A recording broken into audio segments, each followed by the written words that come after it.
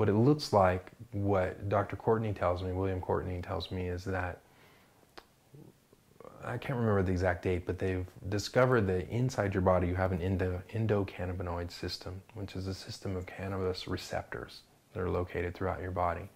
And so your body produces natural cannabinoids that regulate your immune system, regulate a lot of different systems in your body.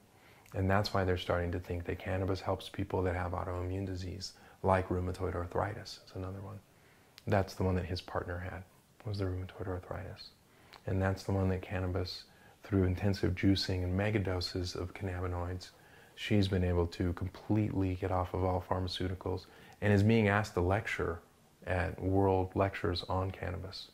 In fact, the one that, when I first met them, she had just lectured at one in Europe, and she was the first non-physician that they had ever had lecture at it. It was basically it was a conference for physicians looking at different pharmaceuticals and different things coming up, and they happened to be looking at cannabis, and they had asked her to come in and lecture on it because she's kind of a brainiac geek like me, and whenever she gets into something, she goes in all the way, jumps into the 12-foot into the deep pool, so to speak.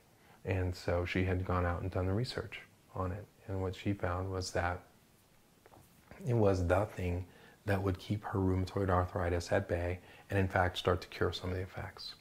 And so, you know, this is a woman, again, that I mentioned earlier, who had been told that they needed to go ahead and do a full hysterectomy on her because her whole inside system was starting to eat itself alive, along with the rheumatoid arthritis, which mainly, as I understand, attacks your knuckles and the cartilages in between your knuckles, just as multiple sclerosis attacks your nervous system, actually the myelin sheath around your nervous system, that attacks the cartilage between your knuckles. And that's why the arthritis gives you swollen knuckles and you can't move and things like that.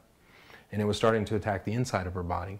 And that's why basically her bladder had shut down, all of the associated parts of the female reproductive system were starting to shut down as well. So they wanted to take it all out. She said no. A year later, after intensive cannabis use, she moved from the Midwest. At that time, it was illegal in the Midwest. There was no legalization going on at that point. So she moved to Northern California, where we have legal cannabis. And she started taking massive doses, and within a year, she had her first baby. And I believe it was a year or two after that, she had her second baby. So, very interesting young woman, very smart. Makes a good partner with Dr. Courtney. She's been the test subject for a lot of his research. So, what Dr. Courtney is interested in is, how does cannabis affect your immune system? That's his main focus, as far as I can tell. And so, I mean, he's looked at a lot of different things. He's made a lot of charts and things of that nature. But unlike Rick Simpson, who's focused more on cancer, he's looking at things like what we're talking about, regulatory systems in your body. Why does your body start attacking itself, autoimmune, and what's going on with that? And what he believes is that as far as I can tell, and to put it in a nutshell, and hopefully I won't be misquoting him, is that your own internal system that regulates all of those things starts to shut down.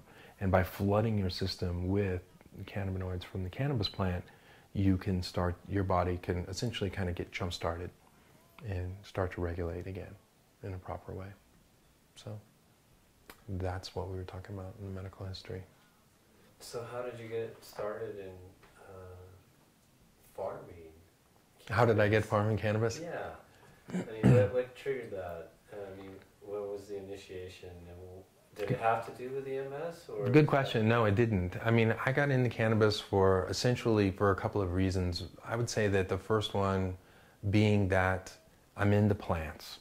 I'm just a plant person, always been a plant person, you know. I was gardening all my life. My mom was growing ganja during the 70s. She grew lots of other things, vegetables and things of that nature. And so I always had my hands in the dirt and was working with her. The ganja plant is just, most anybody that's ever grown it will tell you, if they love plants, it's one of the most rewarding plants you can ever grow. It's one of the plants, the few plants that you can plant and you can almost see it growing. When we were recording growth rates, we were able to see plants that would grow upwards of 1 inch a day at the height of the growing season. And you just don't see plants that grow 1 inch a day. And that means, again, you can almost see it growing. Nothing puts on the type of biomass that a cannabis plant does. Nothing, particularly when you look at hemp plants. I mean, that's the wonder of hemp. You know, the medicine aside, the medicine of cannabis, ganja, the more psychoactive, as George Washington used to call it, the Indian hemp, that's one thing. And that seems to be more what Rick Simpson is seeing in his Phoenix Tears. He recommends specifically that you grow indica plants that are high in THC, you make that into an oil, and that has the ability to knock cancer out. Skin cancer in a matter of days. Internal cancer in a matter of months. Way better than pharmaceuticals in terms of their success rate. So that's one story. As far as hemp goes, nothing puts on the kind of biomass. Nothing will grow with limited fertilizer or limited pesticides and grow 14 feet tall and give you the kind of fiber that you can get out of a hemp plant. And so as a gardener, as a plant person, it's thrilling. It's just absolutely thrilling. Plants, I love plants. They talk to me. So that plant happens to be very beautiful as well. Physically, you know, as far as flowers go, there's nothing else like it. It doesn't have the petals, it's not an orchid, but it's unique. There's not too many plants out there that have separate male and female. Once again, that gets my mind going, makes me want to look at it. So I started growing it as a plant. Then I started using cannabis. Quite frankly, it's fun. So, you know, I was kind of a loner kid, and when I would come home,